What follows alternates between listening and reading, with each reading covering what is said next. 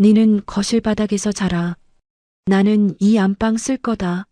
시애미한테 방 내놓는 게 당연한 도리 아니냐. 22살부터 굶어가며 피눈물로 장만한 제 단독명의 아파트입니다. 그런데 입주 첫날 시어머니가 이삿짐을 싸들고 쳐들어와 다짜고짜 안방을 꿰찼습니다. 제 피땀으로 세운 성을 거저먹으려는 기생충 같은 시댁 식구들. 이제 더는 참지 않습니다. 뻔뻔한 시부모를 복도로 내쫓고 남편까지 가차없이 박살낸 통쾌한 반격. 지금 바로 시작합니다. 거실 창문으로 쏟아지는 눈부신 아침 햇살에 조용히 눈을 떴습니다. 저의 집입니다. 서울 마곡지구에 지어진 33평짜리 아파트입니다. 벽지부터 바닥까지 제 손길이 닿지 않은 곳이 없죠. 안방에 넓고 푹신한 침대에 누워 하얀 천장을 가만히 올려다보았습니다. 가슴 밑바닥에서부터 뜨거운 것이 울컥하고 치밀어 오르더군요. 저도 모르게 베갯니들 적시며 소리 없이 눈물을 흘렸습니다. 여보, 당신 벌써 깼어? 왜 울고 그래? 좋은 날에 청승맞게 진짜. 옆에서 자고 있던 남편이 부스스한 얼굴로 일어나며 제 어깨를 감싸 안았습니다. 이게 다 진짜 내 집인가 싶어서 그래. 당신 진짜 고생 많았어. 내가 능력이 없어서 집 하나 못 태우고 결국 당신 힘으로 이 넓은 아파트를 다 샀네. 남편의 그 말에 지난 20년의 세월이 주마등처럼 스쳐 지나갔습니다. 22살의 어린 나이에 고등학교만 졸업하고 들어간 첫 직장이었죠. 그때 제 첫 월급이 고작 189만 원이었습니다. 동년배 친구들이 예쁜 옷 입고 카페에서 커피 마실 때 저는 단무지 만든 김밥 한 줄로 점심을 때웠습니다. 한겨울에도 버스비 몇백 원을 아끼겠다고 칼바람을 맞으며 40분 거리를 걸어서 출퇴근을 했어요. 퇴근하고 나면 다들 놀러가기 바빴지만 저는 도서관에 틀어박혀서 회계 자격증 공부를 했습니다. 28살에 남편과 결혼을 했을 때도 상황은 크게 다르지 않았습니다. 남편의 월급은 신혼집 월세와 생활비를 내고 나면 남는 게 거의 없었거든요. 그래도 저는 내 집 마련이라는 꿈을 단 하루도 포기한 적이 없습니다. 새벽 5시에 일어나서 온라인 쇼핑몰 포장 부업을 했습니다. 손가락 마디마디가 퉁퉁 붓도록 박스 테이프를 붙였죠. 본업이 끝나고 퇴근을 하면 곧바로 동네 보습학원으로 달려가 사무실 야간 아르바이트를 했습니다. 15년 동안 남들 다 가는 흔한 해외여행 한번 가본 적이 없네요. 얼굴에 바르는 화장품은 길거리 화장품 가게에서 제일 싼 세일 상품만 골라 썼습니다. 옷도 1년에 딱 2벌만 사서 번갈아 입으며 버텼습니다. 그렇게 이 악물고 피와 땀을 쥐어짜서 2억 5천만 원이라는 큰 돈을 모았습니다. 여기에 은행 대출을 조금 보태서 드디어 이 신축 아파트를 분양받을 수 있었던 겁니다. 남편은 그동안 빚을 진 것도 있고 신용등급이 너무 낮아서 공동 명의를 할 수가 없었어요. 그래서 오롯이 제 이름 3글자만 적힌 저만의 단독명의 집이 되었습니다. 여보, 나 진짜 안 먹어도 배가 부르다는 말이 뭔지 이제야 알 것 같아. 그러게, 우리 마누라 대단해. 이건 내 성이야. 그 누구도 빼앗을 수 없는 내 전부라고. 알았어. 앞으로 이 넓은 집에서 우리 둘이 행복하게 잘 살자. 나도 더 열심히 할게. 남편과 마주보며 활짝 웃음을 터뜨렸습니다. 그동안의 서름과 고생이 씻은 듯이 날아가는 기분이었습니다. 따뜻한 커피를 한 잔 타서 거실 소파에 앉았습니다. 앞으로 이 집을 어떻게 예쁘게 꾸밀지 행복한 고민에 빠져 있었죠. 그런데 바로 그 순간이었습니다. 딩동. 갑자기 현관문 초인종 소리가 정막을 깼습니다.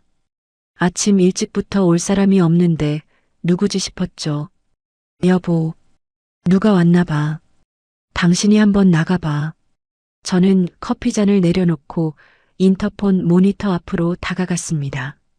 그리고 화면에 비친 사람들의 얼굴을 보는 순간 제 두 눈을 의심할 수밖에 없었습니다. 어머님? 화면 속에는 낡은 캐리어 두 개를 양손에 꽉 쥔 시어머니가 서 계셨습니다. 그 뒤로는 커다란 종이 박스를 힘겹게 들고 계신 시아버지의 모습도 보였죠. 도대체 이 아침에 짐을 바리바리 싸들고 여긴 왜 오신 걸까요? 심장이 쿵하고 바닥으로 떨어지는 것만 같았습니다. 떨리는 손으로 현관문 잠금을 해제했습니다. 문이 열리기가 무섭게 억센 손길이 문짝을 거칠게 밀어젖혔습니다. 그 틈을 비집고 들어온 사람은 다름 아닌 시어머니였습니다. 인사 한마디도 없으셨죠. 양해를 구하는 과정 따위는 애초에 존재하지 않았습니다. 그저 바닥에 흙먼지가 잔뜩 묻은 낡은 캐리어 두 개를 양손에 꽉 쥐고 당당하게 걸어 들어오셨습니다. 그 더러운 바퀴가 제가 어젯밤에 손수광이 나도록 닦아놓은 새 아파트 거실 바닥을 질박질박 긁으며 들어왔습니다. 아이고, 우리 아들 집 참말로 좋다. 역시 새 아파트가 넓고 훤하네. 그 지긋지긋한 빌라 바닥에서 올라오는 곰팡이 냄새 맡다가 여기 오니까 이제야 사람 사는 것 같다. 시어머니의 크고 쩌렁쩌렁한 목소리가 고요했던 거실을 사정없이 후려쳤습니다. 시어머니의 뒤로는 커다란 짐 박스를 힘겹게 들고 계신 시아버지의 모습이 보였습니다. 시아버지는 언제나 그렇듯 아내의 기세에 눌려 눈치만 보며 쩔쩔매고 계셨죠. 당신은 뭐하고 서 있노? 빨리 짐 안으로 안 들이고. 새 집에 먼지 들어오니까 현관문 빨리 닫아라. 시어머니의 호통에 시아버지도 그제야 허둥지둥 신발을 벗고 거실로 들어오셨습니다. 저는 이 갑작스러운 상황이 도무지 믿기지 않아 멍하니 서 있었습니다. 너무 기가 막혀서 말이 안 나오는 게 이런 기분이구나 싶었죠. 황급히 남편의 얼굴을 쳐다보았습니다. 남편은 제 시선을 피하느라 바빴습니다. 이미 부모님이 오실 것을 다 알고 있었다는 듯이 불안한 눈빛으로 바닥만 내려다보고 있더군요. 그 꼴을 보니 가슴속에서 시뻘건 불길이 치솟아 올랐습니다. 저는 다짜고짜 남편의 팔뚝을 꽉 움켜쥐었습니다. 여보, 잠깐 나 좀 봐.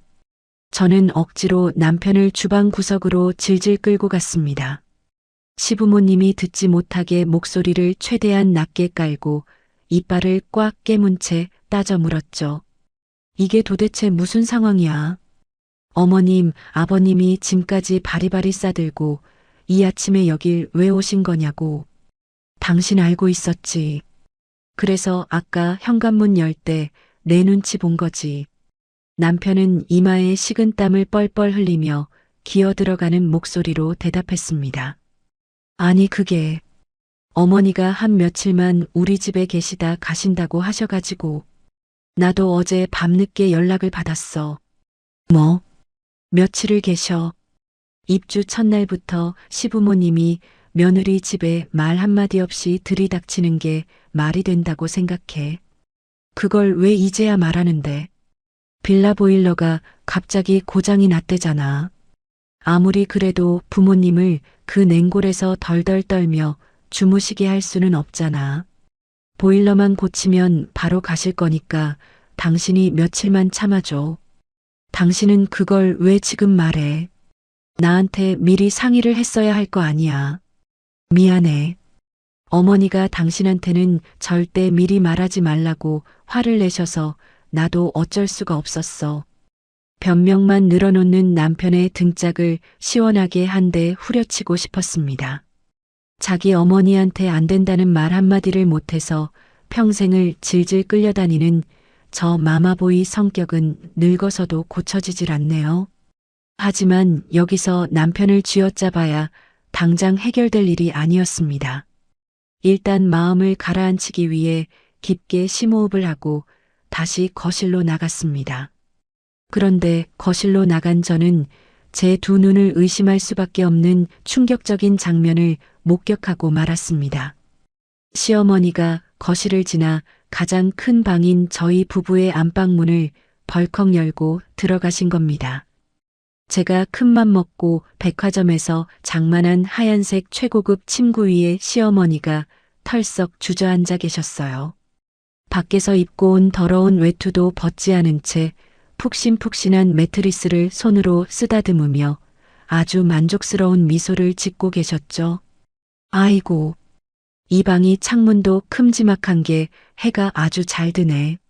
매트리스도 푹신푹신한 게 내 아픈 허리에 아주 딱이다. 영달 씨 내 캐리어 이쪽 방으로 당장 끌고 오소. 내가 이 방을 쓸 테니까. 그 뻔뻔하고 당당한 목소리를 듣는 순간 머릿속에서 이성의 끈이 팽팽하게 당겨지다 못해 툭 끊어지는 것 같았습니다. 저는 황급히 안방 문턱으로 다가섰습니다. 어머님, 거기는 저희 부부가 지내는 안방이에요. 손님으로 오셨으면 현관 옆에 있는 작은 방을 쓰셔야죠. 최대한 화를 억누르고 차분하게 말씀을 드렸습니다. 작은 방도 꽤 넓고 깨끗해요. 제가 새 이불을 깔아드릴 테니까 그쪽으로 가세요. 하지만 제 말이 끝나기가 무섭게 시어머니의 눈꼬리가 하늘 높은 줄 모르고 매섭게 치켜 올라갔습니다. 마치 제 말에서 엄청난 모욕이라도 당한 사람처럼 펄펄 뛰기 시작하셨죠. 뭐라고? 손님, 네 방금 늙은 시어머니더러 손님이라 했나? 어디 애미가 아들 집에 오는데 손님 취급을 했었노? 어머님, 제 말은 그런 뜻이 아니라요. 시끄럽다. 어디 시어머니가 왔는데 며느리가 감히 제일 좋은 안방을 떡하니 차지하려고 들어. 니는 젊으니까 작은 방에서 자도 뼈가 안 상한다. 나는 늙고 병들어서 좁고 볕 안 드는 곳에서 자면 밤새 삭신이 쑤셔서 잠을 못 자. 니는 늙은 시어머니가 알아눕기를 바라나. 당연히 어미한테 제일 크고 좋은 방을 내놓는 게 자식된 도리 아이가. 니는 작은 방에서 자고 나는 무조건 이 안방 쓸 거다. 시어머니한테 안방 내놓는 게 당연한 도리다 알겠나? 안방이 떠나가라 쩌렁쩌렁 울리는 시어머니의 억지에 기가 막혀 숨이 턱 막혔습니다. 거실에 서 있던 시아버지도 호통 소리에 깜짝 놀라 움찔하셨지만 여전히 입을 꾹 다물고 먼 산만 바라보실 뿐이었습니다. 저는 너무 어이가 없어서 헛웃음이 다 터져 나왔습니다. 이 아파트를 사기 위해 제가 어떤 세월을 견뎠습니까? 22살부터 삼각김밥으로 끼니를 때우며 모은 돈입니다. 남편의 돈은 단 1원도 들어가지 않은 오롯이 제 피와 땀으로 일군 제 이름 석자가 박힌 단독명의 집입니다. 그런데 시어머니는 이 집이 아들의 집이라는 굳건한 착각 속에 빠져서 너무나도 당당하게 안방의 소유권을 주장하고 계셨습니다. 가슴속에서 억울함과 분노가 활화산처럼 끓어올랐습니다. 당장이라도 그 짐 가방을 현관 밖으로 집어 던지고 나가시라고 악을 쓰고 싶었죠. 남편은 제 등 뒤에 숨어서 안절부절 못하며 애꿎은 자기 손톱만 물어뜯고 있었습니다. 그 누구도 제 편을 들어주지 않는 이 비참한 상황에 눈물이 날 것 같았습니다. 당장 안 비키고 뭐하노? 내 짐 풀게 얼른 방이나 깨끗하게 닦아놔라. 아이고 다리야 삭신이 다 부서지겠네. 시어머니는 아예 안방 침대에 대자로 드러누워 버리셨습니다. 그 아나무인인 태도에 제 입술이 바들바들 떨렸습니다. 당장 멱살이라도 잡고 끌어내고 싶었지만 꽉 쥔 주먹을 부들부들 떨며 꾹 참았습니다. 눈물겹게 이사온 첫날부터 동네 사람들에게 큰 소리를 내서 교양 없는 사람으로 낙인 찍히고 싶지는 않았거든요.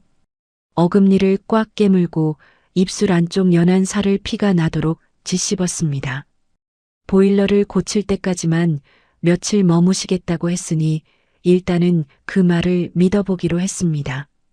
제 깨끗한 마룻바닥에 선명하게 그어진 더러운 캐리어 바퀴 자국을 차갑게 노려보았습니다. 그리고 속으로 조용히 다짐했습니다. 딱 3일이다. 내 인내심은 정확히 3일 뿐이다. 만약 3일 뒤에도 저 짐을 싸서 나가지 않는다면 그때는 나도 절대 가만히 앉아서 당하고만 있지는 않을 것이다. 거짓말처럼 3일이 지났습니다. 보일러 수리가 끝나면 바로 돌아가시겠다던 시어머니의 약속은 새빨간 거짓말이었죠. 3일은 금세 일주일이 되었습니다. 그리고 일주일이라는 시간 동안 제 꿈의 궁전은 끔찍한 지옥으로 변해버리고 말았습니다. 시어머니의 침범은 아주 작은 개미 구멍에서 시작해 걷잡을 수 없이 커다란 둑을 무너뜨리고 있었거든요. 퇴근 후 지친 몸을 이끌고 주방에 들어설 때마다 저는 숨이 턱턱 막혔습니다. 큰맘 먹고 장만한 최고급 냉장고 문을 열었을 때의 그 충격을 아직도 잊을 수가 없네요. 깨끗하고 깔끔하게 정리되어 있어야 할 냉장고 안이 시커먼 비닐봉지들로 가득 차 있었습니다. 은평구 낡은 빌라에서부터 바리바리 싸들고 오신 퀴퀴한 묵은 김치 냄새가 코를 찔렀어요. 뚜껑이 제대로 닫히지 않은 낡은 플라스틱 반찬통에서는 끈적끈적한 깻잎장아찌 국물이 새어나와 새 냉장고 선반을 더럽히고 있었습니다. 어디 그뿐인가요? 제가 쓰기 편하게 정리해둔 주방 수납장도 시어머니 마음대로 다 뒤집어 엎어 놓으셨죠. 가장 경악스러웠던 건 싱크대 앞에서 벌어진 일이었습니다. 어머님, 지금 뭘로 닦고 계신 거예요? 이거 백화점에서 비싸게 주고 산 코팅 프라이팬인데 쇠수세미로 벅벅 문지르시면 어떡해요? 코팅 다 벗겨져서 못 쓰게 되잖아요. 제가 새파랗게 질려서 소리치자 시어머니는 오히려 콧방귀를 뀌셨습니다. 아이고, 유난 떨지 마라. 기름때는 원래 쇠수세미로 팍팍 문대야 속 시원하게 지워지는 기라. 내가 살림을 몇 년을 했는데 감히 시어머니한테 이래라 저래라 가르치려 드노. 바닥이 다 긁혀서 흉측하게 흠집이 난 프라이팬을 보며 저는 억장이 무너져 내렸습니다. 하지만 가장 치가 떨리는 일은 따로 있었습니다. 출근 준비를 하려고 제 드레스룸에 들어갔을 때였죠. 제가 아끼는 단정한 실크 블라우스와 정장들이 한쪽 구석으로 찌그러져 있었습니다. 그리고 그 빈자리를 차지한 건 나프탈렌 냄새가 코를 찌르는 시어머니의 화려한 꽃무늬 몸빼바지와 유행지난 낡은 겉옷들이었습니다. 어머님, 제 옷방에 어머님 옷을 걸어두시면 어떡해요? 안방 장롱에도 자리 많잖아요. 아이고 참말로 시끄럽네. 안방 쓰는 사람이 안방에 딸린 옷방 쓰는 게 당연한 거 아이가. 내 옷 구겨지면 네가 책임질래. 얼른 나가서 아침이나 차려라. 시어머니는 너무나도 당당하게 제 공간을 하나씩 야금야금 빼앗고 있었습니다. 거실 상황도 참담하기는 마찬가지였어요. 시아버지는 하루 종일 거실 한가운데 있는 새 소파에 누워 텔레비전을 끌어안고 사셨습니다. 귀가 어두우신지 텔레비전 소리를 어찌나 크게 틀어놓으셨는지 현관 밖에서도 웅웅거리는 소리가 들릴 정도였죠. 제가 피곤한 몸으로 퇴근하고 돌아와도 마음 편히 앉아서 쉴 공간조차 없었습니다. 그리고 마침내 결정적인 사건이 터지고 말았습니다. 어느 금요일 저녁이었습니다. 유난히 회사 일이 바빠서 파김치가 된 몸으로 현관 비밀번호를 누르고 들어갔습니다. 그런데 현관 바닥에 난생 처음 보는 낯선 신발 세 켤레가 널브러져 있는 게 아니겠어요. 불길한 예감에 황급히 거실로 들어선 저는 그 자리에 얼어붙고 말았습니다. 고, 쓰리고, 아이고 말순이 오늘 돈 다 쓸어 담네. 거실 한복판에서 시어머니가 은평구 동네 친구분들을 잔뜩 불러 모아 화투판을 벌이고 계셨습니다. 새 아파트 거실은 그야말로 난장판이 따로 없었죠. 고급스러운 유리 탁자 위에는 과일 껍질과 끈적이는 과자 부스러기가 산처럼 쌓여 있었습니다. 그리고 제 눈을 가장 먼저 때린 건 제가 큰돈을 주고 산 밝은색 가죽 소파였습니다. 소파 한가운데에 시뻘건 김치국물 얼룩이 선명하게 스며들어 있었습니다. 그 순간 눈앞이 하얗게 전멸하는 것 같았습니다. 어머님, 이게 지금 다 무슨 일이에요? 집을 이 지경으로 만들어 놓으시면 어떡해요? 제가 화를 참지 못하고 따지자 시어머니는 전혀 미안한 기색 없이 자리에서 벌떡 일어나셨습니다. 아이고, 우리 며느리 이제 오냐? 이리 와서 인사해라. 시어머니는 제 항의를 깡그리 무시하고 친구분들에게 저를 보란 듯이 자랑하셨습니다. 그러자 화투패를 쥐고 있던 동네 아주머니들이 입을 모아 맞장구를 치더군요. 아이고 세상에. 요즘 세상에 늙은 시부모 모시고 사는 며느리가 어딨노? 말순이는 참말로 복도 많다. 며느리가 얼굴도 참하고 아주 효부네 효부야.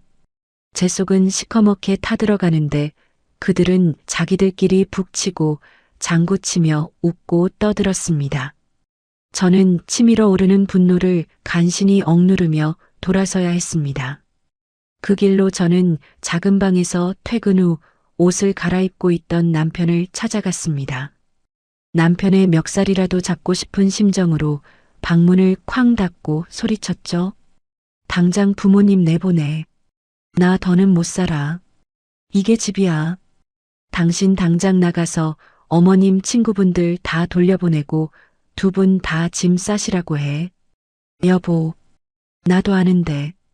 어머니 친구분들 앞인데 내가 어떻게 채면 깎이게 나가시라고 해. 조금만 더 참아주라. 내가 주말에 기분 좋으실 때 잘 말씀드려 볼게. 며칠만 계신다며. 벌써 일주일이야. 당신 어머니한테 안 된다고 말 한마디 하는 게 그렇게 어려워. 아니 그게 아니라 어머니가 워낙 불같이 화를 내시니까 나도 무서워서 그렇지. 미안해, 내가 꼭 내일은 말씀드릴게. 도무지 말이 통하지 않는 남편의 한심한 모습에 저는 깊은 절망감을 느꼈습니다. 이 남자에게 기대서는 아무것도 해결되지 않겠다는 확신이 들었죠. 그날 밤 자정이 다 된 시간이었습니다. 시어머니 친구분들이 다 돌아가고 집안이 고요해졌을 무렵 타는 목을 축이려 주방으로 조심스럽게 걸어 나갔습니다. 물을 마시려는데 굳게 닫힌 안방 문 너머로 시어머니의 통화 소리가 희미하게 들려왔습니다. 저는 무언가에 이끌리듯 안방문에 귀를 바짝 가져다 대었습니다. 그래. 이번 주말에 이삿짐 센터 차 부르자. 빌라에 있는 짐 다 싸서 이리로 올 거다. 아예 여기서 살아야지. 아들 집이 내 집이지 누구 집이고. 며느리년이 좀 눈치 주긴 하는데 내가 꽉 잡고 있으니 꼼짝도 못한다. 내가 미쳤다고 그 곰팡이 냄새나는 빌라로 다시 돌아가노. 여기서 평생 뼈 묻을 거다. 전화기 너머로 들려오는 시어머니의 음흉한 목소리에 제 심장은 차갑게 얼어붙었습니다. 애초에 보일러 고장 따위는 있지도 않은 핑계였던 겁니다. 처음부터 제 집을 통째로 집어삼킬 작정으로 캐리어를 끌고 오셨던 거였죠. 어둠 속에서 제 얼굴이 무섭게 굳어지는 것을 느꼈습니다. 소름 끼치는 그 진실 앞에서 저는 차갑게 식어버린 두 주먹을 꽉 쥐었습니다. 간밤의 어둠 속에서 몰래 엿들었던 시어머니의 소름 끼치는 통화 내용이 환청처럼 제 귓가를 계속 맴돌았습니다. 이 넓고 깨끗한 제 집을 통째로 삼켜버리겠다는 그 탐욕스러운 목소리를 듣고 나니 밤새 한숨도 편히 잘 수가 없었죠. 그리고 마침내 폭풍우가 몰아칠 주말의 아침이 밝아오고 말았습니다. 시계가 막 아침 7시를 가리키고 있을 무렵이었어요. 딩동, 딩동, 딩동. 갑자기 고요하던 현관 초인종이 미친 듯이 요란하게 울려대기 시작했습니다. 이 주말 꼭두 새벽부터 도대체 누굴까 싶어 저는 황급히 거실로 뛰어나갔습니다. 늦잠을 자고 있던 남편도 시끄러운 소리에 놀라서 안방에서 허둥지둥 걸어 나오더군요. 인터폰 화면을 확인한 저는 그 자리에 얼어붙어 숨조차 제대로 쉴 수가 없었습니다. 건장한 체격의 남자 2명이 커다란 짐수레를 밀며 저희 집 현관문 앞에 서 있었거든요. 이게 무슨 일인가 싶어 저는 덜덜 떨리는 손으로 현관문을 벌컥 열었습니다. 문을 열자마자 복도를 꽉 채운 엄청난 짐 더미들이 제 2눈을 무섭게 때렸습니다. 아니 이게 대체 뭡니까? 은평구 그 낡고 습한 빌라에 있던 시어머니의 해묵은 살림살이들이 몽땅 저희 집 복도로 올라와 있었던 겁니다. 시트지가 다 벗겨져서 너덜너덜해진 낡은 붉은색 장롱부터 시작해서 색이 누렇게 바랜 두꺼운 솜니불 뭉치들이 산처럼 쌓여 있었죠. 거기다 날파리가 잔뜩 꼬일 것 같은 흙투성이 화분 수십 개에다가 언제 샀는지 알 수도 없는 녹슨 고물 재봉틀까지 자리를 차지하고 있었습니다. 그 짐들에서 퀴퀴한 곰팡이 냄새와 찌든 내가 훅 하고 끼쳐 올라왔습니다. 그리고 그 이삿짐 기사님들 뒤에서 시어머니가 팔짱을 딱 끼고 세상을 다 가진 듯 당당하게 서 계셨습니다. 기사님들이 커다란 장롱을 들고 제 집 현관 문턱을 훌쩍 넘으려던 바로 그 찰나였습니다. 저는 반사적으로 2팔을 활짝 벌려 현관문 앞을 굳건하게 가로막았습니다. 어머님, 지금 이게 다 뭐 하는 짓이에요? 누가 마음대로 이삿짐을 부르라고 했어요? 제가 눈을 부릅뜨고 악을 쓰듯 소리치자 시어머니는 오히려 기가 차다는 듯이 콧방귀를 크게 뀌셨습니다. 아이고, 네 눈가래는 지금 이게 뭔지 안 보이나? 내가 며칠 지내보니까 이 아파트가 아주 살기가 좋더라. 그래서 아예 남은 짐 싹 다 가져와서 오늘부터 여기서 쭉 살려고 한다. 얼른 안 비키나? 아저씨들 빨리 저 짐들 집 안으로 들이소. 시어머니의 막무가내 지시에 기사님들이 땀을 뻘뻘 흘리며 다시 짐을 밀고 들어오려 했습니다. 저는 이빨을 꽉 깨물고 결사적으로 현관을 막아섰습니다.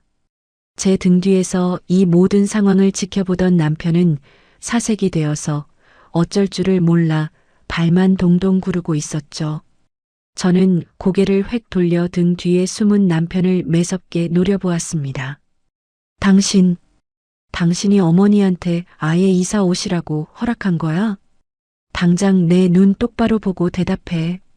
제 서슬 퍼런 호통에 남편은 이마에 맺힌 식은 땀을 셔츠 소매로 닦아내며 더듬거렸습니다. 아니, 여보, 내가 허락한 게 절대 아니야. 나도 이삿짐이 여기까지 왔다는 건 진짜 방금 알았다고. 근데 어머니가 저렇게 무작정 짐을 싸들고 밀고 들어오시겠다는데 내가 자식된 도리로 어떻게 막아? 남편의 그 비겁하고 찌질한 대답을 듣는 순간 제 이성의 끈이 완전히 툭 하고 끊어져 버렸습니다. 도대체 이 남자는 세상 누구의 남편이란 말입니까? 어머니의 억지 앞에서는 평생 안 된다는 말 한마디 못하는 저 나약한 마마보이 남편에게는 더 이상 기대할 것이 없었습니다. 저는 남편을 옆으로 팍 밀쳐내고 다시 시어머니를 향해 단호하고 매섭게 말했습니다. 어머님, 단 한 발자국도 이 집에 못 들어오십니다. 며칠만 계신다고 새빨간 거짓말을 하시고 뒤로는 몰래 이삿짐을 부르시다니요. 집주인인 저한테 단 한마디 상의도 없이 밀고 들어오시는 게 어른으로서 하실 행동인가요? 제 당돌하고 날 선 반박에 시어머니의 주름진 얼굴이 불그락푸르락 무섭게 달아올랐습니다. 뭐라고? 어디 며느리년이 하늘 같은 시어머니한테 눈을 똑바로 뜨고 대드노. 아들아, 네 마누라 당장 안 말리고 뭐 서 있노? 우리가 뼈 빠지게 고생해서 평생 키워놨더니 늙은 부모한테 방 한 칸 내어주는 게 그리 아깝더냐. 시어머니는 억울하다는 듯 가슴을 치며 복도가 떠나가라 고래고래 소리를 지르기 시작했습니다. 그 난리통 속에서도 이삿짐 기사님은 커다란 장롱을 안방 쪽으로 밀어 넣으려고 눈치를 살피고 있었죠. 어르신, 이 커다란 장롱은 안방으로 넣을까요? 저기 베란다 쪽에 있는 흙 화분들은 거실 쪽에 둘까요? 시어머니는 그 물음에 물 만난 고기처럼 신이 나서 대답하셨습니다. 그래, 그래. 그 장롱은 해 잘 드는 안방 창문 밑에 딱 붙여놓고 저 더러운 화분들은 저기 거실새 텔레비전 옆에 싹 다 깔아놓으소. 저는 더 이상 이 총극을 지켜보고만 있을 수가 없었습니다. 목청을 찢어질 듯이 한껏 높여 이삿짐 센터 기사님들을 향해 아주 또박또박하게 경고했습니다. 기사님들, 지금 당장 그 짐들 바닥에 다 내려놓으세요. 이 집은 제 남편 집이 절대 아닙니다. 등기부등 본상 제 이름 세 글자만 똑똑히 올라가 있는 저만의 단독명의 집입니다. 집주인인 제가 절대 허락하지 않았습니다.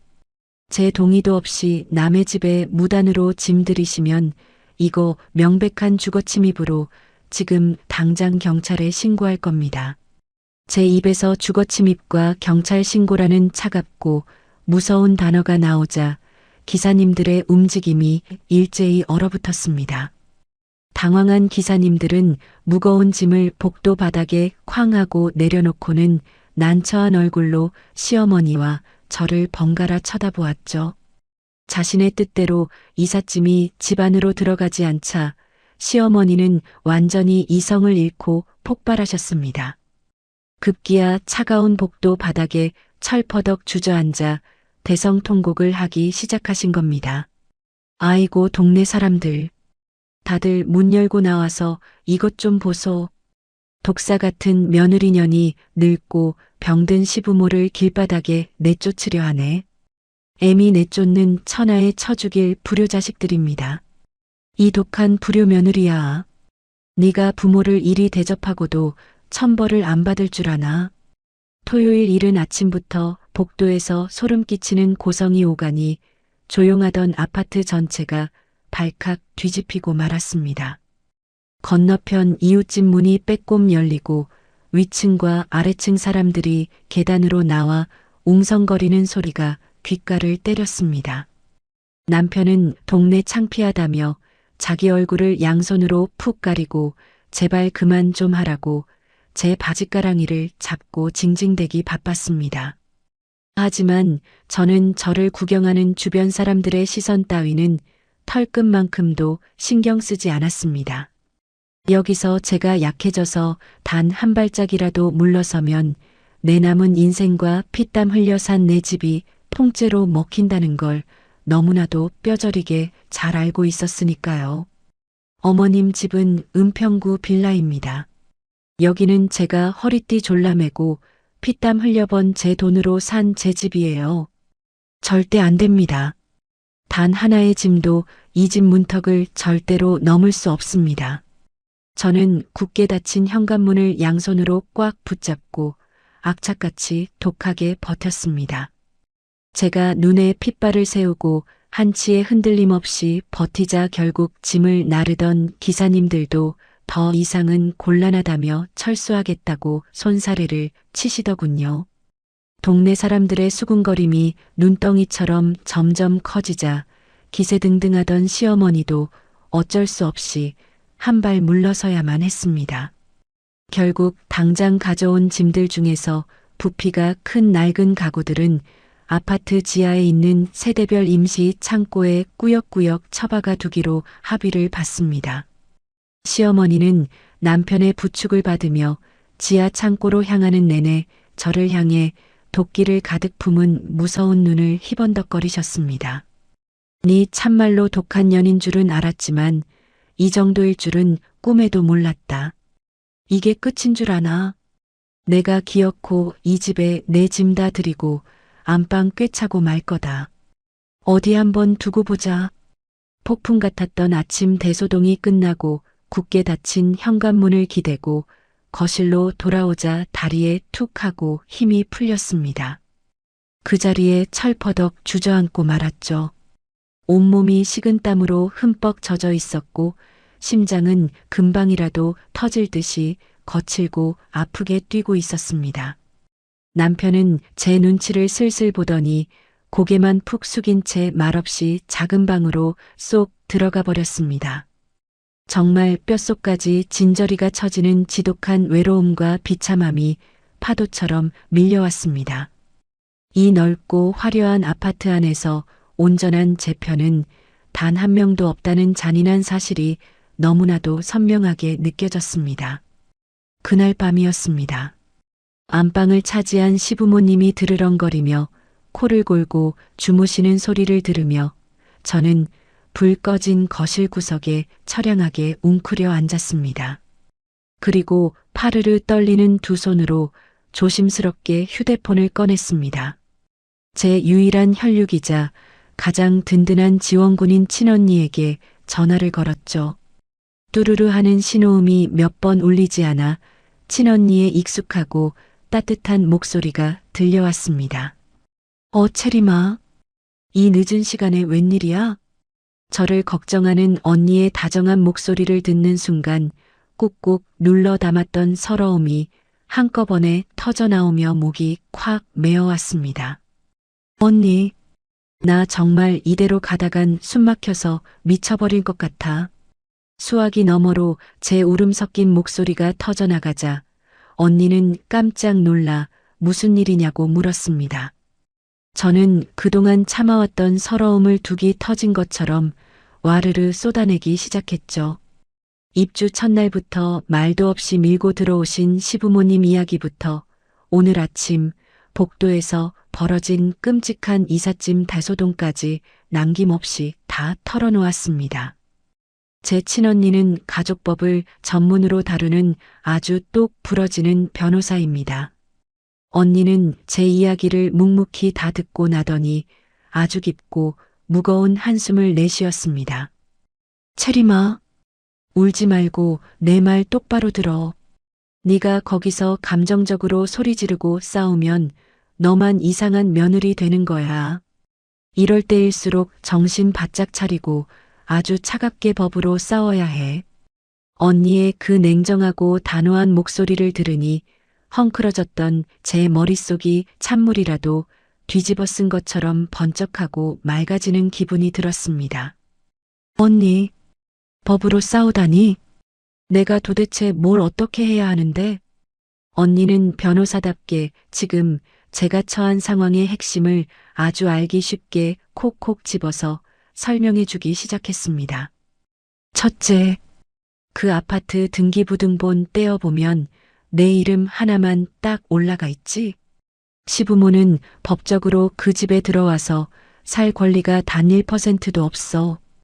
둘째, 집주인인 네가 분명히 나가라고 퇴거를 요구했는데도 버티고 안 나간다? 그거 명백한 주거침입죄에 해당해. 경찰 부르면 당장 끌어낼 수 있는 아주 무거운 범죄라고. 언니의 시원시원한 설명을 들으니 어두컴컴했던 눈앞에 한 줄기 빛이 쫙 비치는 것만 같았죠. 하지만 언니, 남편이 자기 부모님 모시고 싶다고 우기면 어떡해? 그래도 명의가 내 거면 상관없는 거야? 제 불안한 질문에 언니는 코웃음을 팍 쳤습니다. 체리마, 남편이 아무리 그 집 귀한 아들이면 뭐하니? 서류상으로 공동 명의가 아닌 이상 집주인인 내 허락 없이는 그 누구도 함부로 집에 들릴 권한이 전혀 없어. 그러니까 지금 당장 네가 해야 할 일은 딱 하나야. 증거를 긁어모아. 언니는 저에게 지금부터 집안에서 벌어지는 모든 상황을 낱낱이 기록하라고 단단히 일러두었습니다. 시어머니가 안방을 차지하고 억지를 부리며 소리를 지를 때는 몰래 녹음기를 켜라고 했죠.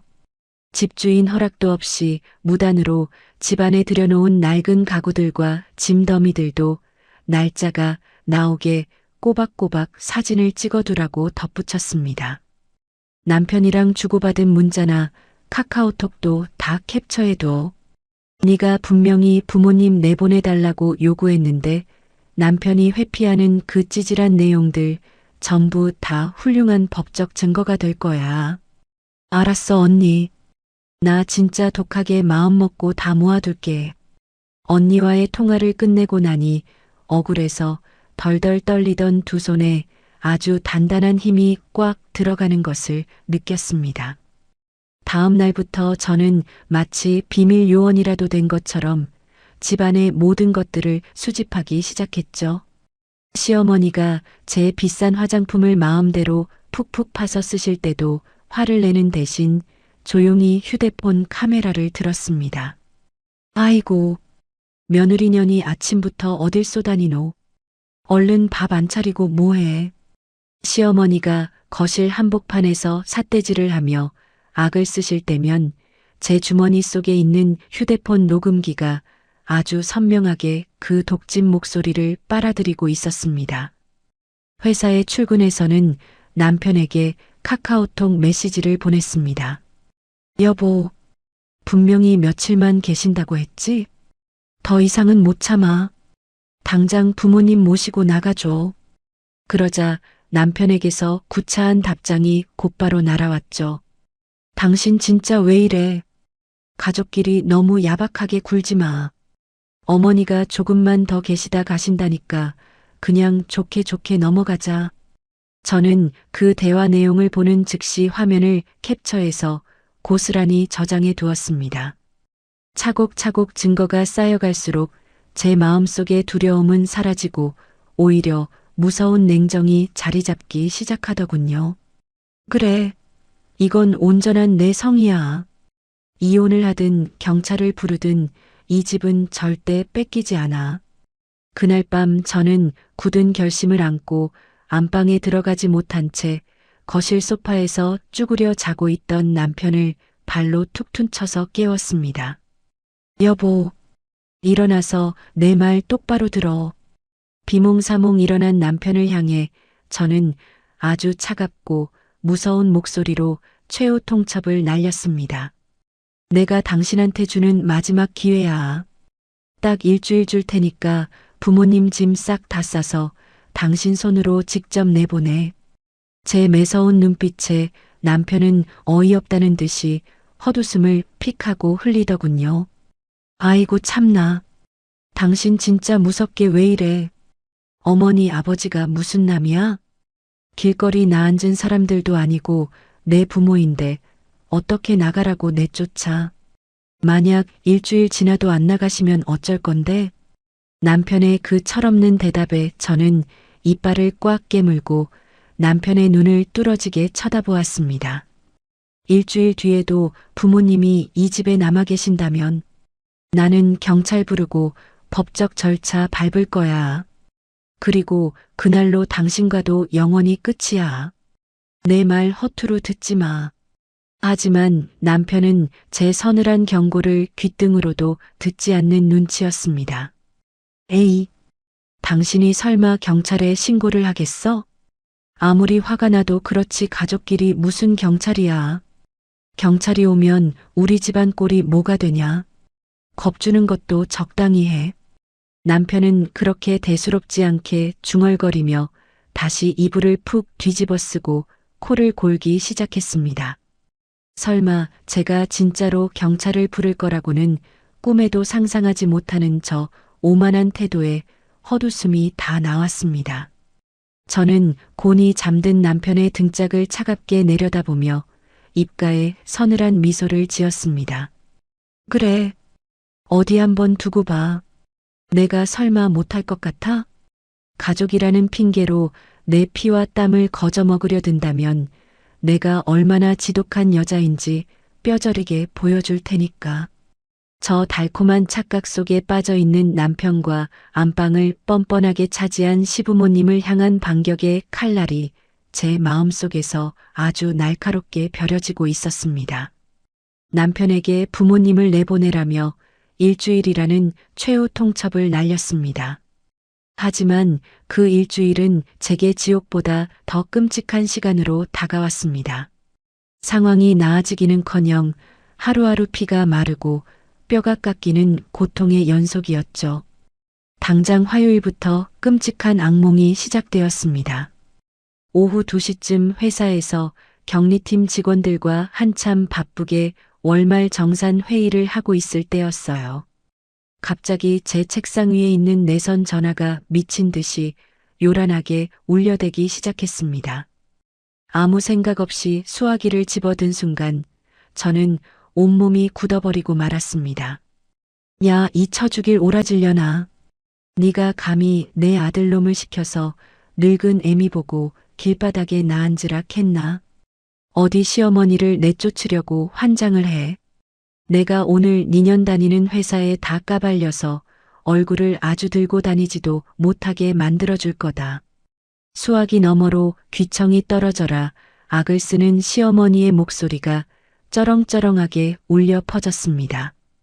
얼마나 소리를 고래고래 지르셨는지 수화기를 뚫고 나온 그 억센 목소리가 고스란히 회의실 전체에 울려 퍼지고 말았죠. 순식간에 격리팀 직원들의 시선이 일제히 저에게로 쏠렸습니다. 다들 놀라서 토끼 눈을 하고 저를 쳐다보는데 정말 쥐구멍에라도 숨고 싶은 심정이었습니다. 어머님, 지금 회사에 전화해서 대체 뭐 하시는 거예요? 제가 이따가 집에 가서 말씀드릴 테니까 제발 전화 끊으세요. 저는 덜덜 떨리는 손으로 황급히 전화를 끊었습니다. 그리고 죄인처럼 고개를 푹 숙인 채 화장실로 달려가 변기통을 붙잡고 소리 죽여 펑펑 울어야만 했습니다. 그동안 회사에서 피땀 흘려 쌓아온 제 단정한 이미지가 하루아침에 며느리 노릇도 못하는 표독스러운 여자로 곤두닥질 친 것 같아 억장이 무너졌죠. 하지만 시어머니의 끔찍한 만행은 화요일로 끝이 아니었습니다. 수요일 저녁 파김치가 된 몸을 이끌고 퇴근을 했을 때였죠.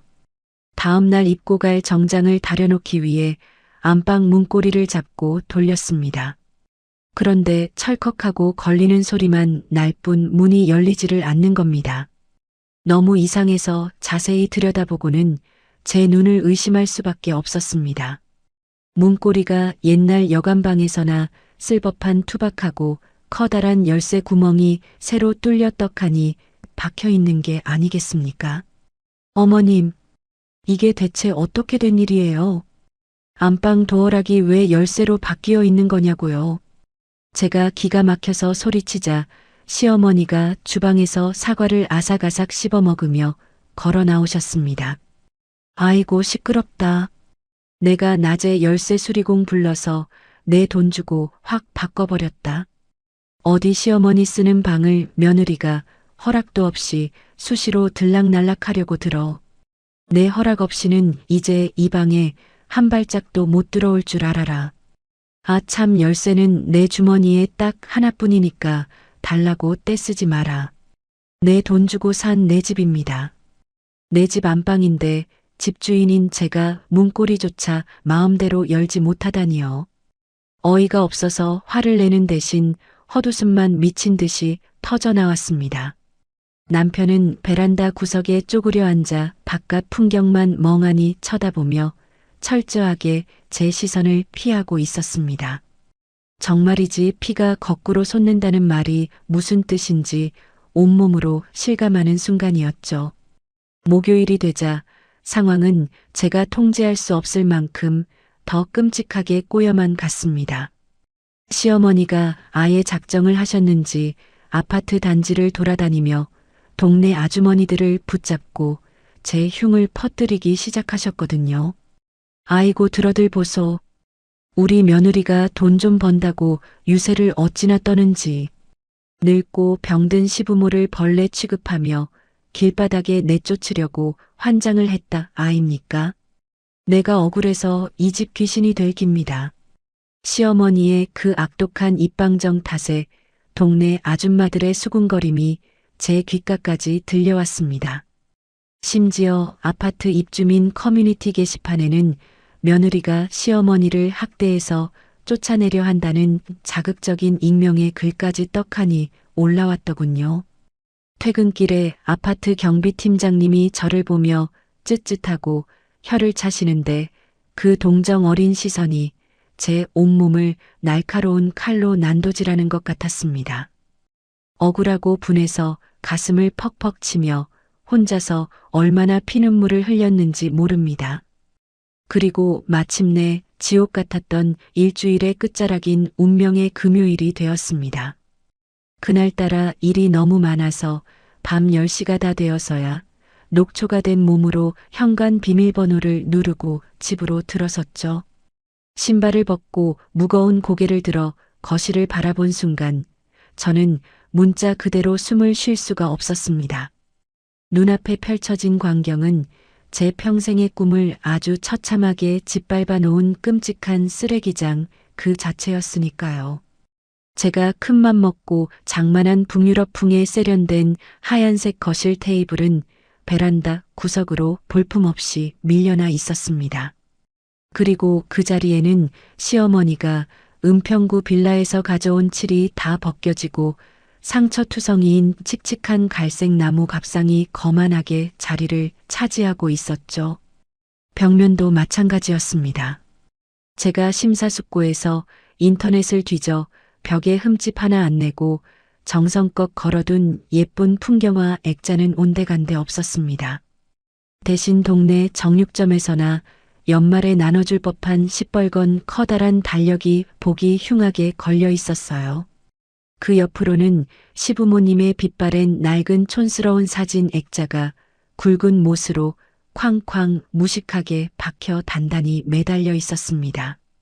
새 아파트 벽에 숭악하게 구멍이 뚫린 걸 보니 제 가슴에 대못이 박히는 것 같았습니다. 하지만 저를 가장 미치게 만든 건 현관 앞이었습니다.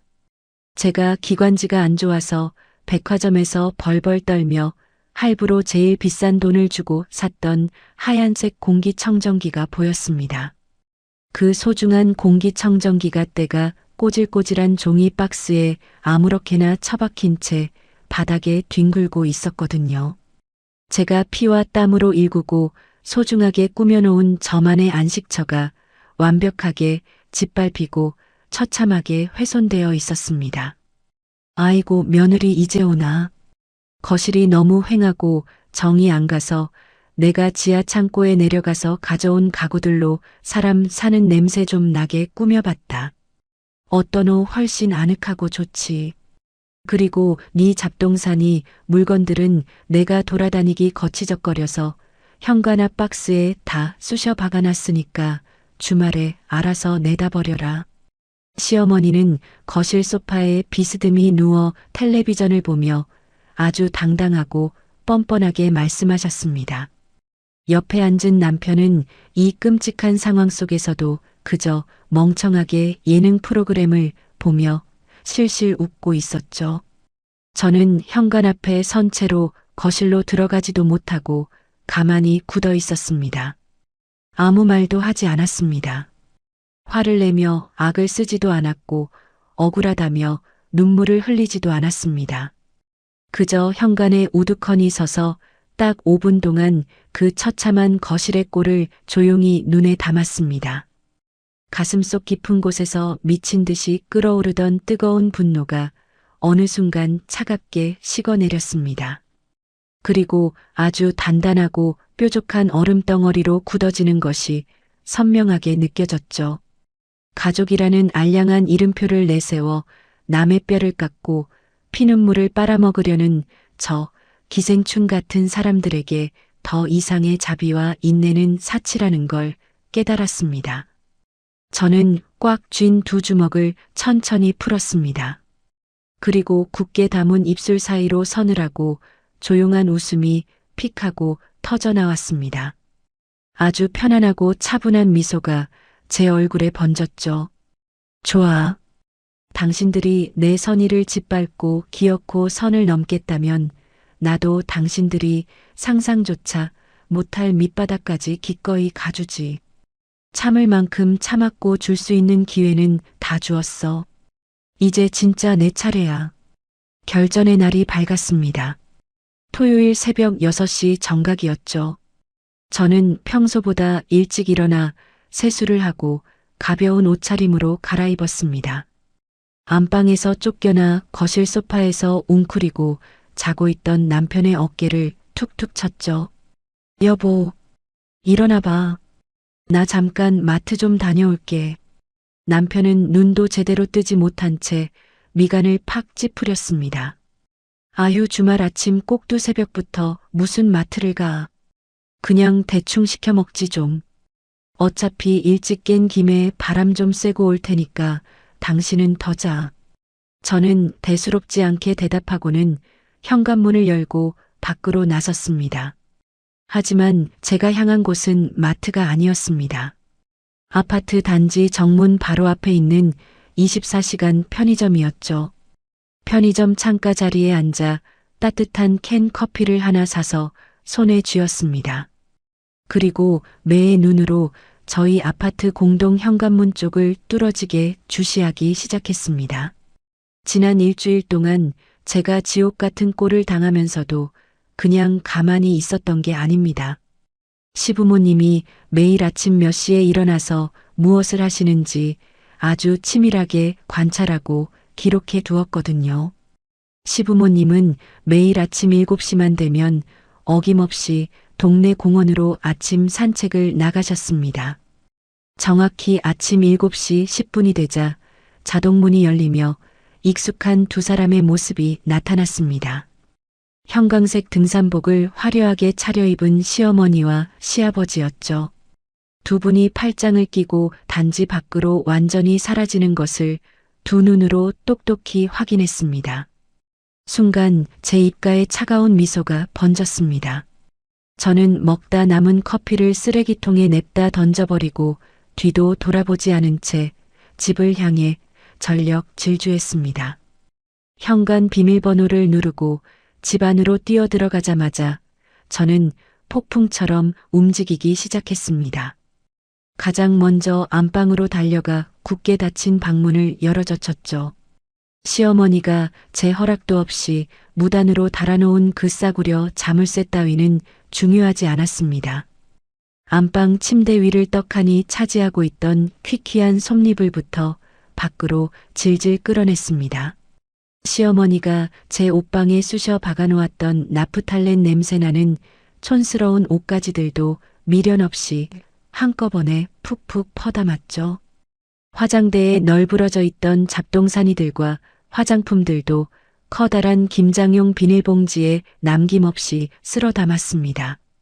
그 다음은 거실 차례였습니다. 베란다로 밀려나 있던 제 하얀색 고급 테이블을 다시 거실 한가운데로 당겨왔습니다. 그리고 시어머니가 주워온 그 칠이 다 벗겨진 더러운 나무 밥상은 현관문 밖 복도로 사정없이 뻥 차버렸죠. 벽에 보기 흉하게 박혀있던 시뻘건 정육점 달력과 촌스러운 가족사진 액자도 사정없이 뜯어냈습니다. 액자가 떨어지면서 바닥에 나뒹굴었지만 유리가 깨지든 말든 쳐다보지도 않았습니다. 시어머니의 흔적이 묻은 모든 물건들을 모조리 현관 밖으로 내동댕이 쳤습니다. 혼자서 그 무거운 짐들을 나르느라 온몸이 땀으로 흠뻑 젖고 숨이 턱턱 막혀왔습니다. 하지만 신기하게도 힘이 들기는커녕 가슴속에 맺혀있던 시커먼 응어리가 뻥 뚫리는 것처럼 10년 묵은 체증이 싹 가시더군요. 1시간 반 동안 이어진 치열한 청소가 끝났습니다. 복도에는 시부모님의 짐 더미가 산더미처럼 흉측하게 쌓여 있었죠. 저는 숨을 헐떡이며 다시 집 안으로 들어와 철물점에서 미리 사두었던 새 도어락을 꺼냈습니다. 전동 드릴을 들고 안방 문에 달려있던 열쇠 구멍을 박살내고 제가 직접 새 비밀번호 도어락으로 싹 교체해버렸습니다. 마지막으로 현관문 도어락의 비밀번호를 제가 평생 잊지 못할 아주 복잡한 번호로 완전히 바꿔버렸습니다. 이제 이 집은 다시 완벽한 저만의 성으로 되돌아온 것입니다. 시계가 8시 30분을 가리키고 있을 때였습니다. 복도에서 엘리베이터 문이 열리는 소리가 나더니 곧이어 찢어질 듯한 비명이 들려왔습니다. 아이고, 이게 다 먹고? 영달 씨 내 눈이 어떻게 된 거 아이가? 왜 우리 짐이 다 복도 바닥에 나앉아 있노? 산책을 마치고 돌아온 시어머니가 복도에 내동댕이 쳐진 자기 짐을 보고 경악을 금치 못하는 목소리였습니다. 현관문 손잡이를 미친 듯이 덜컹거리는 소리가 났습니다. 비밀번호가 틀렸다는 삑삑거리는 경고음이 요란하게 울려 퍼졌죠. 마누라 안에 있나? 당장 문 안 여나? 이 미친년이 기어코 일을 저질렀네. 시어머니는 현관문을 쾅쾅 발로 차며 복도가 떠나가라 악을 쓰기 시작하셨습니다. 저는 아주 여유로운 발걸음으로 현관 앞까지 걸어갔습니다. 그리고 거실벽에 붙어 있는 인터폰 모니터의 마이크 버튼을 꾹 눌렀죠. 화면 속에는 얼굴이 시뻘겋게 달아올라 길길이 날뛰는 시어머니의 얼굴이 아주 선명하게 보였습니다. 어머님, 더 이상 제 집에서 단 하루도 거주하실 수 없습니다. 거기 널브러진 짐들 다 챙기셔서 당장 어머님 댁인 은평구 빌라로 돌아가세요. 제 차갑고 단호한 목소리가 인터폰 스피커를 타고 복도에 쩌렁쩌렁하게 울려 퍼졌습니다. 시어머니는 제 말을 듣자마자 눈을 희번덕거리며 완전히 이성을 잃고 발악하셨습니다. 뭐라고? 네가 미쳤구나. 아들아, 박준호 당장 나와라. 네 마누라가 느그 애미를 길바닥에 내다버렸다. 아들아, 문 열어라 당장. 바깥에서 들려오는 끔찍한 고함 소리와 문을 부술듯이 두드리는 소리에 결국 남편이 잠에서 깨어나 방에서 뛰쳐나왔습니다. 남편은 얼굴이 하얗게 질려서는 현관문 쪽으로 허둥지둥 달려가며 소리쳤죠. 여보, 무슨 일이야? 밖에 어머니 오신 거 아니야? 당장 문 안 열고 뭐해? 남편이 도어락 손잡이를 잡으려는 찰나였습니다. 저는 짐승처럼 남편의 앞을 콱 가로막으며 있는 힘껏 남편의 가슴팍을 거칠게 밀쳐냈습니다. 비켜. 당신 한 발짝도 움직이지 마. 제 매서운 호통에 남편은 뒤로 비틀거리며 당황한 눈으로 저를 쳐다보았습니다. 너 미쳤어? 지금 부모님을 문 밖에 세워두고 뭐 하는 짓이야? 비켜, 당장 문 열어야 할 거 아니야. 여보, 당신 내 말 똑똑히 들어. 오늘 당신이 현관문 여는 순간 우리 부부의 인연도 끝이야. 저는 눈에 핏발을 세우고 이빨을 꽉 깨문 채 남편의 눈을 매섭게 찔러보았습니다. 당신은 오늘 여기서 확실하게 선택해. 끝까지 부모님 편들면서 저런 억지를 감싸고 돌 거면 지금 당장 짐 싸서 같이 나가. 이 집은 온전히 내 명의고 내 소유니까 집주인인 나는 당신도 이 집에서 당장 내쫓을 권리 있어. 제 입에서 쏟아지는 서늘하고 잔인한 선전포고에 남편의 얼굴이 백지장처럼 하얗게 질렸습니다. 남편은 입술을 덜덜 떨며 현관문 손잡이로 뻗었던 손을 허공에서 멈칫하더군요. 체리마, 그게 무슨 소리야? 나보고 내 집에서 나가라니. 당신 집?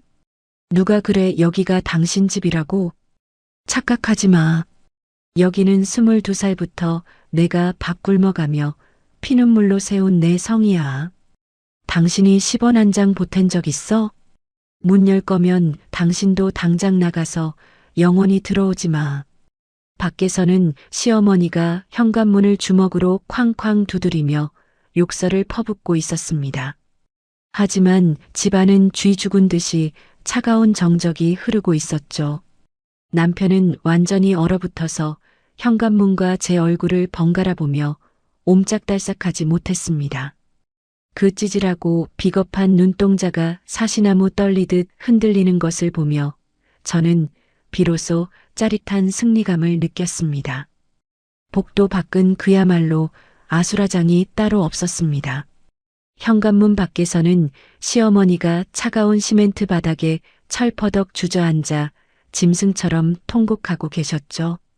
발 뒤꿈치로 복도 바닥을 쾅쾅 구르며 찢어질 듯한 고함을 질러대셨습니다. 아이고 동네 사람들. 다들 문 열고 나와서 구경 좀 하소. 세상 천지에 이런 독사 같은 며느리가 어디 있단 말입니까? 늙은 시부모를 짐짝처럼 길바닥에 내다버렸습니다. 내가 억울해서 여기서 죽어버릴 깁니다.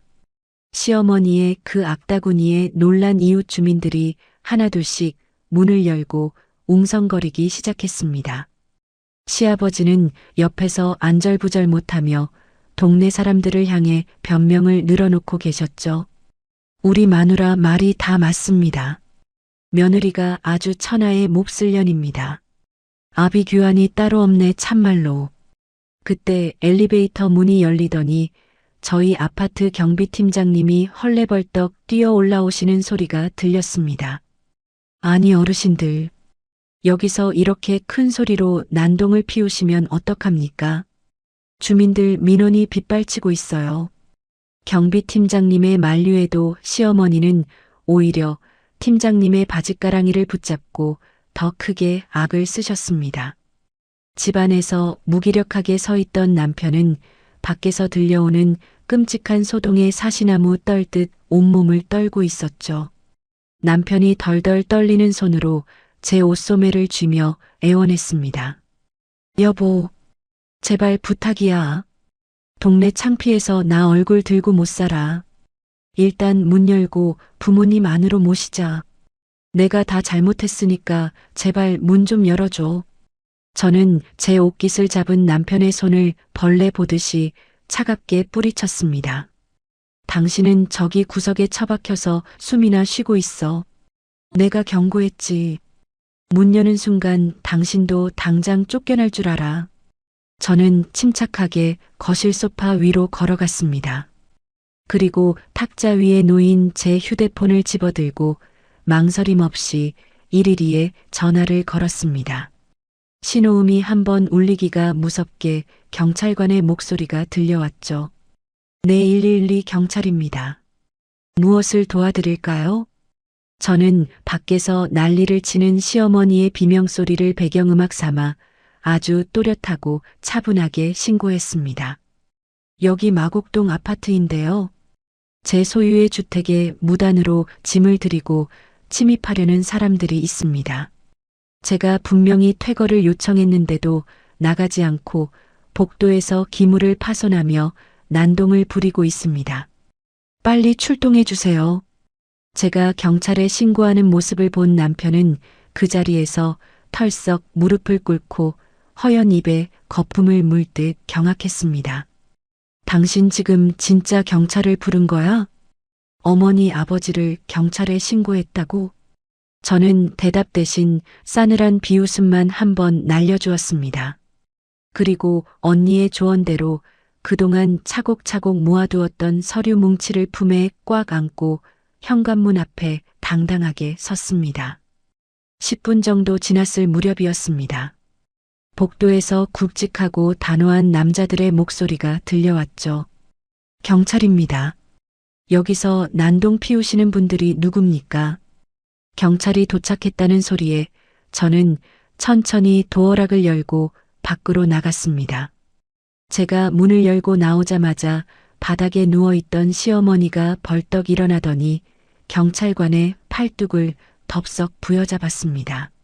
그리고는 방금 전까지 저를 잡아먹을 듯이 소리치던 표정은 싹 지우고 세상에서 제일 불쌍한 노인네 흉내를 내기 시작하셨죠.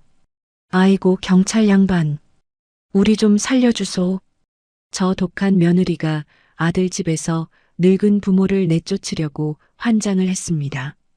우리가 가져온 이삿짐까지 다 복도에 내동댕이 치고 문을 걸어 잠갔다 아입니까? 세상에 이런 억울한 일이 어디 있습니까? 시아버지도 경찰관을 향해 굽신거리며 맞장구를 쳤습니다. 맞습니다요. 경찰관님, 저 불효막심한 며느리 좀 콱 잡아가 주이소. 경찰관 2명은 눈살을 찌푸리며 복도에 나뒹구는 이불과 짐 더미들을 훑어보았습니다. 그리고는 현관문 앞에 팔짱을 끼고 서 있는 저를 향해 다가오셨죠. 아주머니, 어르신들 말씀이 사실입니까? 가족 간의 일이라도 이렇게 짐을 밖으로 다 빼놓고 부모님을 내쫓으시면 곤란합니다. 경찰관의 그 말에 저는 조금도 당황하지 않았습니다. 오히려 입가에 아주 여유로운 미소를 띠며 품에 안고 있던 서류 봉투를 척하고 꺼내 밀었죠. 경찰관님, 먼저 이 서류부터 꼼꼼히 확인해 주시죠. 제가 제일 먼저 건넨 것은 이 아파트의 등기부등본이었습니다. 경찰관이 서류를 받아들고 찬찬히 읽어 내려갔습니다. 이 아파트의 소유자는 윤채림, 즉 제 단독 명의입니다. 제 남편 이름은 단 한 글자도 올라가 있지 않습니다. 그리고 이건 제가 3일 전에 시부모님 댁으로 보낸 내용 증명 우편 사본입니다. 제 소유의 부동산에서 즉각 퇴거해달라는 법적 요청이었고 2분 다 직접 수령하신 기록까지 여기 똑똑히 남아 있습니다. 제가 내민 완벽한 법적 서류들에 경찰관들의 표정이 순간적으로 싹 굳어졌습니다. 저는 거기서 멈추지 않고 제 휴대폰을 꺼내 녹음 파일을 재생했습니다. 시어머니가 안방을 내놓으라며 악을 쓰고 소리를 지르던 그 끔찍한 음성이 경찰관들의 귓가를 정확히 때렸죠. 그리고 시어머니가 제 허락도 없이 무단으로 뚫어버린 안방 도어락 사진까지 선명하게 보여주었습니다. 이분들은 집주인인 제 동의도 없이 무단으로 들어와 안방을 차지했습니다. 제가 거부 의사를 분명히 밝혔음에도 불구하고 강제로 짐을 밀어넣고 제 집을 훼손했습니다. 이건 명백한 주거침입이자 재물 손괴입니다. 저의 똑 부러지고 논리적인 설명에 경찰관들은 고개를 끄덕이며 상황을 완전히 파악했습니다. 경찰관은 아주 엄격하고 차가운 얼굴로 시어머니를 향해 몸을 돌렸습니다. 어머님, 이 주택의 법적 소유자는 며느리 분이십니다. 아드님 집이 아닙니다. 소유자가 이렇게 명백하게 퇴거를 요청했는데도 남의 집 문 앞에서 행패를 부리시면 이건 범죄입니다. 지금 당장 짐 챙겨서 돌아가십시오. 계속 버티시면 주거침입 및 업무방해로 입건할 수밖에 없습니다. 경찰의 그 단호한 경고에 시어머니는 큰 충격을 받은 듯 눈을 커다랗게 뜨고 숨을 헐떡이셨습니다. 뭐라고? 아들 집이 내 집이지 어찌 며느리 혼자 집주인이라 카노.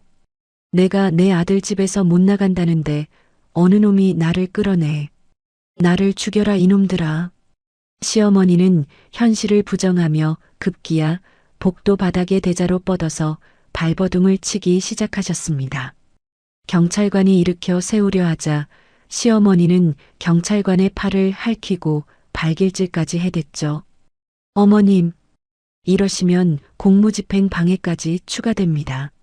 어르신들 당장 일어나서 저희와 함께 경찰서로 가시죠. 결국 인내심이 바닥난 경찰관들이 시어머니와 시아버지의 양팔을 꽉 붙잡고 강제로 일으켜 세웠습니다. 2 경찰관에게 양팔이 결박된 채 엘리베이터 쪽으로 질질 끌려가면서도 시어머니는 무서운 도끼를 뿜어냈습니다.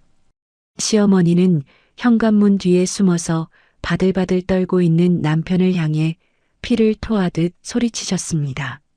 박준호, 이 등신 머저리 같은 놈아. 네 마누라한테 꽉 잡혀서지 애미가 경찰에 끌려가는데 입도 뻥긋 못하냐. 내가 널 낳고 미역국을 무친 게 천추의 한이다. 이 천하의 몹쓸 불효자식아. 시아버지도 엉엉 울면서 경찰관들에게 끌려 엘리베이터 안으로 밀려 들어갔습니다. 엘리베이터 문이 닫히고 시부모님의 그 소름 끼치는 발악소리가 층계를 따라 점점 멀어져 갔습니다. 복도에 나와 구경하던 이웃 사람들도 혀를 내두르며 하나둘씩 자기 집으로 돌아갔죠. 난장판이었던 복도에 마침내 차가운 정적이 찾아왔습니다. 저는 현관문턱에 기대어 서서 어질러진 시부모님의 짐 더미들을 아주 담담하고 고요한 눈으로 내려다보았습니다. 그리고 바닥에 엎드려 엉엉 울고 있는 남편을 향해 천천히 고개를 돌렸습니다. 경찰차의 요란한 사이렌 소리가 창밖으로 완전히 멀어지고 났습니다. 아수라장이었던 아파트 복도에는 무거운 정적만이 스산하게 맴돌았죠. 저는 아주 천천히 거실 안으로 걸어 들어와 현관문을 쾅 하고 단호하게 닫아버렸습니다. 거실 바닥에는 남편이 넋이 나간 짐승처럼 엎드려 엉엉 소리 내어 울고 있었습니다. 자기 부모가 차가운 복도 바닥에서 수갑찬 범죄자처럼 양팔을 붙잡혀 끌려갔으니 오죽 충격이 컸겠어요. 하지만 제 가슴 속에는 그 남자를 향한 일말의 동정심이나 연민조차 남아있지 않았습니다. 그저 바닥에 주저앉아 콧물을 질질 흘리는 그 좁은 등짝이 한없이 찌질하고 구역질 나게 보였을 뿐입니다. 그때 바닥에 나뒹굴고 있던 남편의 휴대폰이 미친 듯이 시끄럽게 울려댔습니다. 발신자는 관할 경찰서였죠. 여보세요. 네, 제가 아들 박준호 맞습니다. 지금 당장 부모님 모시러 경찰서로 가겠습니다. 남편은 사시나무 떨듯 바들바들 떨리는 손으로 전화를 끊었습니다. 그리고는 눈물 범벅이 된 얼굴로 허둥지둥 겉옷을 주워 입으며 현관으로 향하더군요. 남편이 신발을 구겨 신고 현관문 손잡이를 잡으려는 바로 그 찰나였습니다. 저는 아주 건조하고 서늘한 목소리로 남편의 등 뒤에 비수를 꽂았습니다. 당신, 경찰서에 부모님 모시러 가는 길에 당신 옷이랑 짐도 싹 다 싸서 가. 나는 더 이상 당신같이 비겁한 남자랑 이 결혼 생활 유지할 생각 눈꼽만큼도 없어. 제 입에서 무심하게 툭 튀어나온 이혼 선언에 남편은 문고리를 잡은 채 돌부처처럼 굳어버렸습니다. 천천히 고개를 돌린 남편의 두 눈동자에는 지독한 공포와 절망이 가득 들어차 있었죠. 여보, 지금 그게 도대체 무슨 소리야? 이혼이라니. 당신 지금 화가 나서 홧김에 막 던지는 소리지. 홧김에 하는 소리 절대 아니야. 아주 오래전부터 내 머릿속으로 수백 번도 더 생각했고 오늘 완벽하게 결심했어. 당신은 지난 20년 동안 단 한 번도 진심으로 내 편이었던 적이 없어. 항상 치맛자락 뒤에 숨어서 내 피눈물을 모른 척하고 회피하기만 했잖아. 나는 더 이상 당신 가족이라는 끔찍한 짐짝을 떠안고 살고 싶지 않아. 당장 내 집에서 나가. 남편은 그제야 사태가 돌이킬 수 없는 강을 건넜다는 것을 깨달은 모양이었습니다. 현관 바닥에 털썩 무릎을 꿇고는 제 바짓가랑이를 덥석 부여잡고 짐승처럼 울부짖기 시작했죠. 체리마, 내가 다 잘못했어. 어머니가 하자는 대로 바보처럼 질질 끌려다닌 내가 진짜 천하의 등신이었어. 제발 이번 딱 한 번만 나 좀 용서해줘. 나 진짜 당신 없이는 하루도 못 살아. 앞으로는 내 부모 다 끊어내고 무조건 당신 편만 들면서 살게. 남편의 그 구차하고 찌질한 눈물바람에 저는 참았던 비웃음을 터뜨리고 말았습니다. 어머니의 큰소리 한 번에 숨기 바빴던 마마보이가 하루아침에 변할 리가 없다는 걸 너무나도 잘 알고 있었거든요. 저는 제 바지를 잡고 있는 남편의 손을 벌레 떼어내듯 매몰차게 쳐냈습니다. 그리고 현관문을 활짝 열어젖히며 턱끝으로 바깥을 가리켰습니다. 구질구질하게 내 바지 붙잡고 매달리지 말고 당장 나가. 조만간 내 변호사가 당신 직장으로 이혼 소장 보낼 테니까 얌전히 서류나 받아. 남편은 결국 제 매서운 기세에 밀려 쫓겨나듯 현관 밖으로 비틀거리며 걸어나갔습니다. 저는 일말의 미련도 없이 현관문을 쾅 닫고 도어락을 이중 삼중으로 굳게 잠가버렸습니다. 다음 날 날이 밝자마자 저는 친언니의 변호사 사무실을 찾아갔습니다. 곧바로 이혼 소송과 제 재산 보호를 위한 철저한 법적 절차에 돌입했죠. 무엇보다 가장 시급하고 중요한 것은 제 피와 땀이 서린 이 아파트를 온전히 지켜내는 일이었습니다. 남편 측에서는 어떻게든 이 아파트를 부부 공동재산으로 엮어서 절반이라도 뜯어내보려고 악착같이 발악을 하더군요. 하지만 언니의 호언장담대로 대한민국의 법은 완벽하게 제 편이었습니다. 저는 22살 때부터 악착같이 모았던 통장 거래 내역과 적금 해지 서류를 몽땅 법원에 제출했습니다. 쇼핑몰 포장 부업을 하며 푼돈을 모았던 기록부터 아파트 분양 대금을 제 통장에서 오롯이 이체한 증명서까지 낱낱이 다 까발렸죠. 이 집은 혼인 전부터 제가 제 피와 땀으로 직접 모은 자금으로 마련한 집이었습니다. 법원에서는 이 아파트를 완벽한 저만의 특유 재산으로 맑고 투명하게 인정해 주었습니다. 결국 남편은 이 아파트에 대해 단일원의 권리도 주장하지 못하고 참패를 당하고 말았죠. 재산분할 대상에서 제 아파트가 완벽하게 제외되는 통쾌한 순간이었습니다. 법원 문을 나서며 제 온전한 성을 완벽하게 지켜냈다는 사실에 저는 벅찬 감동의 한숨을 내쉬었습니다.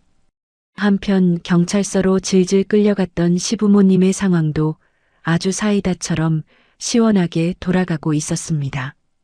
나중에 들은 이야기지만 시어머니는 경찰서에서 조서를 꾸미는 내내 반성하기는커녕 담당 형사에게 악을 썼다고 하더군요. 며느리년이 독사가 씌어서 시부모를 내쫓았다고 온갖 저주를 퍼부으며 경찰서 바닥에 드러누웠답니다. 하지만 아무리 억지를 부려도 제가 넘긴 명백한 물적 증거 앞에서는 꼼짝도 할 수가 없었죠. 제가 미리 보내두었던 퇴거 요청 내용 증명 서류는 아주 치명적인 무기였습니다.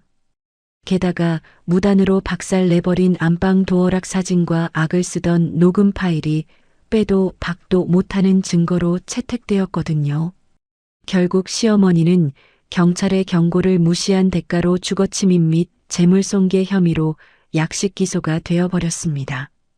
며칠 뒤 검찰에서 수백만 원에 달하는 무거운 벌금형 고지서가 은평구 빌라로 날아갔다고 하더군요.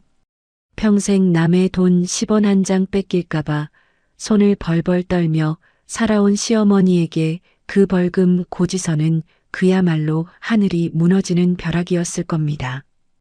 벌금 폭탄을 맞고 꼼짝없이 전과자가 될 위기에 처하자 하늘을 찌를 듯 기세등등하던 시어머니의 태도는 하루아침에 땅바닥으로 곤두박질 쳤습니다. 드디어 본인이 무슨 짓을 저질렀는지 무서운 현실을 뼈저리게 깨달으신 거죠. 그날 밤 자정이 넘은 시각에 남편에게서 제 휴대폰으로 장문의 문자 메시지가 연달아 도착했습니다. 여보, 어머니가 벌금 고지서 받고 지금 너무 충격받아서 알아놓으셨어. 어머니가 당신한테 진짜 죽을 죄를 지었다고 너무 미안하다고 전해달래. 내가 대출을 받아서라도 벌금은 어떻게든 낼 테니까 제발 처벌만은 받지 않게 합의서에 도장 좀 찍어주라. 그리고 이혼은 제발 다시 한 번만 생각해주면 안 될까? 내가 앞으로 평생 당신 발바닥 핥으면서 종처럼 살게. 제발 나 한 번만 살려주라. 화면을 가득 채운 그 찌질하고 비참한 문자를 읽으며 저는 콧방귀를 픽 하고 끼었습니다. 자기가 직접 사과할 알량한 용기조차 없어서 쫓겨난 아들의 등 뒤에 숨어 목숨을 구걸하다니 정말 끝까지 구제불능인 사람들이었죠. 저는 남편의 애원하는 문자에 답장조차 하지 않고 휴대폰 전원을 아예 꺼버렸습니다. 이딴 얄팍한 문자 쪼가리 대리 사과로는 제 가슴에 박힌 깊은 대못을 절대 뽑을 수 없었습니다. 시어머니 본인이 제 눈앞에 직접 찾아와 무릎을 꿇고 진심으로 엎드려 빌기 전까지는요. 저는 이 통쾌한 복수의 끈을 놓을 생각이 눈곱만큼도 없었습니다. 조용한 거실 한가운데 서서 밤하늘을 올려다보며 저는 아주 차갑고 오만한 미소를 지었습니다. 세상이 참 무섭게 돌아간다는 걸 뼈저리게 느끼는 데는 딱 한 달이면 충분했습니다. 법의 무서운 매운맛을 제대로 본 시어머니와 시아버지가 결국 제 아파트 문 앞에 다시 나타났거든요. 한 달 전에 그 기세등등하고 거만하던 모습은 어디로 갔는지 낡은 과일 바구니 하나를 달랑 들고 오셨더군요. 인터폰 너머로 보이는 두 분의 뒷모습은 한 달 전과는 비교할 수 없을 만큼 팍 사가 있었습니다. 저는 잠시 망설이다가 냉정하게 도어락을 해제하고 문을 열어드렸습니다. 거실 소파에 마주 앉은 두 분은 평생 남에게 고개 한번 숙여본 적 없는 뻣뻣한 허리를 꺾어 저를 올려다보고 계셨죠. 체리마, 내가 정말 잘못했다. 내 욕심이 과해서 남의 집인 줄도 모르고 내 집인 양 행세를 했구나. 이 늙은 어미가 죄를 지었다. 용서해다오. 시어머니의 입에서 나온 사과는 쉼없이 떨리고 있었습니다. 평생 제 위에서 군림하며 아나무인으로 굴던 시어머니의 그 억센 자존심이 완전히 박살나 바닥에 뒹구는 순간이었죠. 옆에 앉아있던 시아버지도 덩달아 고개를 푹 숙인 채 아무런 변명도 하지 못하고 계셨습니다. 저는 긴 시간 침묵을 지켰습니다. 가슴속에서 복수심도 연민도 아닌 아주 담담하고 차가운 평온함이 찾아오더군요. 어머님, 저는 어머님을 미워해서 이러는 게 아니에요. 저는 단지 내 삶을 지키기 위해 최소한의 방어를 했을 뿐입니다. 앞으로는 서로의 영역을 침범하지 말고 각자의 공간에서 각자의 삶을 존중하며 살기로 하시죠. 제 단호하고 선을 긋는 말에 시어머니는 하염없이 눈물을 뚝뚝 흘리셨습니다. 그 눈물이 진심 어린 참회인지 아니면 닥쳐온 현실에 대한 두려움인지 저는 더 이상 묻지 않았습니다. 중요한 건 그들이 다시는 제 성벽을 넘볼 수 없다는 사실이니까요. 이혼 절차는 언니의 도움으로 아주 순조롭게 진행되었습니다. 준호 씨는 끝까지 매달렸지만 저는 단 한 번도 흔들리지 않았습니다. 결국 이혼 서류에 도장을 찍는 날 그 사람의 얼굴을 마지막으로 보았죠. 그 사람은 텅 빈 눈으로 저를 바라보며 평생 후회하며 살겠다고 울먹였지만 저는 그저 고개를 돌려 법원을 빠져나왔습니다. 제 인생에서 그 사람과 그 가족이라는 이름의 곰팡이를 완벽하게 도려내고 나니 비로소 숨이 트이는 것 같았습니다. 그로부터 6개월이 지났습니다. 햇살이 기분 좋게 쏟아지는 어느 화창한 일요일 아침이었습니다. 저는 안방 침대에서 일어나 기지개를 켜며 거실로 걸어 나왔습니다. 거실에는 제가 고르고 고른 예쁜 액자들이 벽면에 걸려 있었고 제가 좋아하는 은은한 향기의 공기청정기가 조용히 돌아가고 있었습니다. 누구의 간섭도 없는 오롯이 저만을 위한 깨끗하고 완벽한 공간이었습니다. 저는 베란다 창문을 활짝 열어 아침 바람을 맞으며 따뜻한 커피 한 잔을 마셨습니다. 거실 소파에 앉아 창밖으로 보이는 평화로운 풍경을 가만히 내려다보았죠. 그 어떤 불청객도 없었고 제 공간을 짓밟으려는 시어머니의 억지도 없었습니다. 오직 저 자신만을 위한 고요하고 평화로운 아침이었습니다. 저는 잔을 든 손에 힘을 주며 나직하게 입을 열어 나 자신에게 속삭였습니다. 이건 내 성이야. 내가 내 손으로 지켜낸 세상에서 가장 소중한 내 성. 이제 더 이상 저는 누군가의 아내도 며느리도 아닌 오롯한 저 자신으로 살아갈 겁니다. 제 인생의 주인은 오직 저 하나뿐이라는 사실을 뼈저리게 깨달은 덕분에 말이죠. 저는 가볍게 미소를 지으며 안방으로 들어가 오늘 하루를 시작할 준비를 했습니다. 이제 저의 찬란하고 눈부신 진짜 인생이 지금 이 순간부터 다시 시작될 테니까요.